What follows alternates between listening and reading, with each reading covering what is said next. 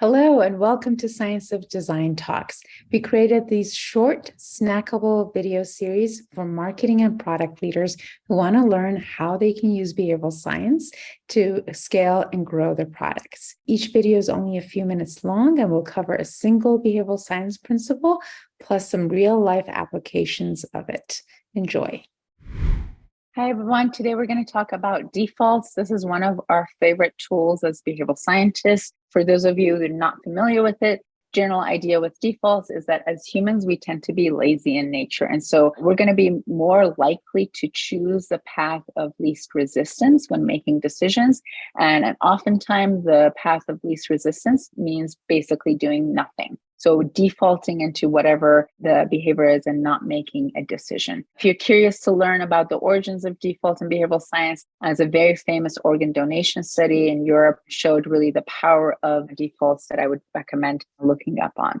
Now, how do we use defaults at NextStep? This is an example for a fintech startup that we worked with. And this is a common challenge that we see with startups. You get really good adoption for a certain feature. In this case, it was their InstaPay feature. And now they wanted to get users onto a new product or feature, which was their savings feature. And what they were originally thinking of doing was to simply run a marketing campaign to all of their clients, letting them know about the amazing savings rate, which was about 100 times better than what you could get in any other type of savings product out in the market, and notifying people to, sign up for the savings because obviously their interest rate was radically better. Now, for Spock, that makes a ton of sense. You should always use a savings feature that saves you, 100 times more than any other product out there. But they were actually getting very dismal adoption for the savings feature.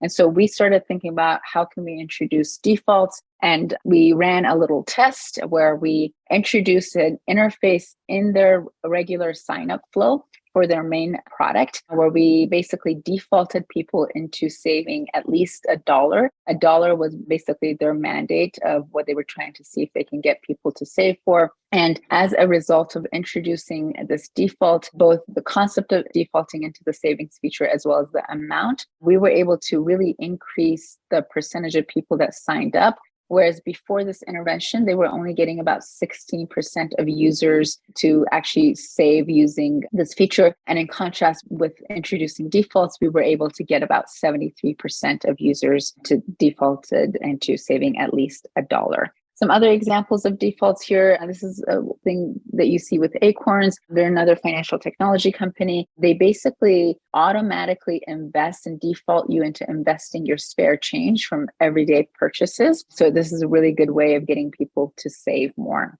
And then finally, on this interface, you can see nonprofits are using, the Michael J. Foundation is using the concept of defaults, where they're giving people fixed amounts and defaulting people into that $75 amount. Obviously, Amazon is really good at figuring out how to introduce defaults to remove friction from the user experience. And in this case, it's defaulting you into kind of pre-selected credit cards, making it that much easier as opposed to entering your credit card information from scratch each time. Do you have a marketing or product challenge that could use help from behavioral science? Each month, we offer 5 free behavioral science consults with our team of scientists to our listeners. To see if you qualify, simply follow the link hellonextstep.com/SOD and drop us a note. And remember, you can also take advantage of the wealth of free content that we have on our website in our resources section, including videos, how-tos, and case studies. Thanks so much.